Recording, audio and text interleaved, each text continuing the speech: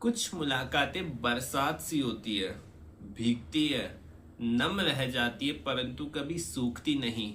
ये कहानी है दूध से उजले वर्ण के एक लड़के और मैरीगोल्ड बिस्किट सी रंगत वाली एक लड़की की, जो बारिश में भीगते हुए सिर्फ इसलिए साथ चलते हैं ताकि ताउम्र ये सावन याद रहे। वे साथ चलते हैं परंतु उनको साथ कहीं पहुंचना नहीं है।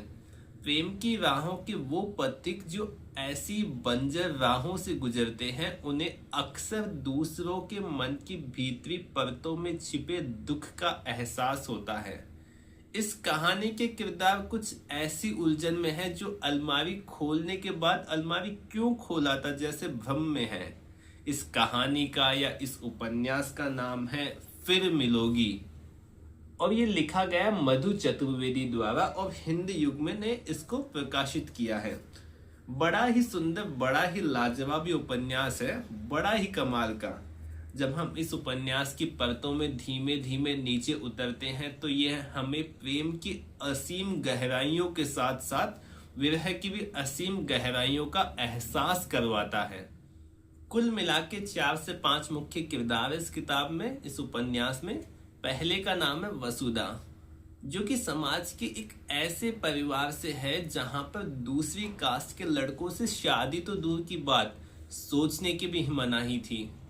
दूसरे किरदार का नाम है पूनम, जो कि समाज के एक ऐसे परिवार से है जहां पर समाज और उसके परिवार ने उसे अपनी आवाज के तले दबा के रखा हुआ है कि तू लड़की है, पढ़ लिख कर क्या करेगी, नौकरी कर कर क्या करेगी, 2-4 पैसे कमा भी लेगी तो क्या ही कर लेगी तू। या कई बार तो माता पिता उसे अपने आस पड़ोस में या पड़ोसियों समाज के सामने अपमानित कर देते थे कि ये तो हमारी लड़की है, फलानी है, कुछ भी नहीं करती है जीवन में, जबकि करने वो खुद कुछ नहीं देते हैं। या कई बार तो उस पर हाथ भी उठा दिया जाता है। और ऐसे बच्चे जिनके साथ बचपन से ही ऐसा व्यवहार किया जाता है, या वो ऐसे बच्चे जो अपने ही परिवार के अपमान के तले पले बड़े होते हैं, वो आगे चलकर या तो बहुत दब्बू किस्म के शख्स बन जाते हैं या बहुत क्रूर किस्म के शख्स बन जाते हैं। और ये वही माता पिता होते हैं जो अपने बच्चों से ज्यादा अपने पड़ोसियों और रिश्तेदारों के सगे होते हैं। इन दोनों के परिवारों में एक खास तौर पे एक सामान्यता थी, अर्थात दोनों ही परिवार एक विचारधारा को मानते थे। तीसरे किरदार का नाम है सना, सबसे प्यारी और सबसे मजाकिया और सबसे हंसमुख। लोगों को हंसाने के सिवाय इसको और कुछ आता ही न था। इसके भी 2 कारण थे। पहला कारण, इनका परिवार किसी विचारधारा को न मानकर विचारशील प्रगति का था, अर्थात परिवर्तनशील प्रगति का था। और दूसरा बड़ा ही सुंदर कारण, इनके माता पिता का मानना था कि बच्चों की उम्र अभी हमसे ज्यादा बड़ी है, जीवन भी उनका अभी हमसे ज्यादा लंबा बचा हुआ है, तो इनके जीवन के फैसले इनके मुताबिक ही होना चाहिए। अर्थात ये अपनी कोई भी बात जब अपने घर के सामने रखते थे तो घर वाले उस बात का सम्मान करते थे। इन तीनों किरदारों की आगे चलकर मुलाकात होती है नागपुर कॉलेज की एक हॉस्टल में।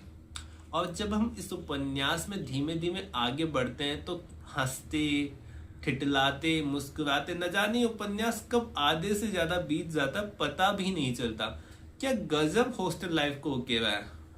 वाकई मुझे अपने हॉस्टल लाइफ की याद दिला दी। और खास तौर पर वो सब लड़कियां, मैं यहाँ पे कहना चाहूंगा, वो सब लड़कियां जो कि समाज के या परिवार के डर से ये सोचकर कि हॉस्टल लाइफ न जाने कैसी होगी, वहां पे लोग कैसे होंगे, हॉस्टल आने से डरती है। उन लड़कियों को खास तौर पर ये उपन्यास पढ़ना चाहिए ताकि उन्हें एहसास हो कि हॉस्टल लाइफ कितनी सुंदर लाइफ है।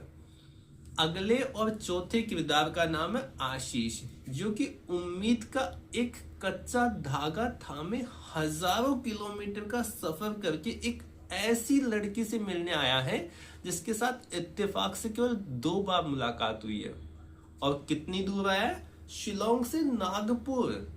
और यहीं से शुरुआत होती है एक ऐसी प्रेम कहानी की जिसमें कि 2 आत्माएं एक दूसरे में अपने अमरत्व का रंग घोल जाती है, अर्थात अब एक में ही दूसरे के होने का एहसास करवा जाती है।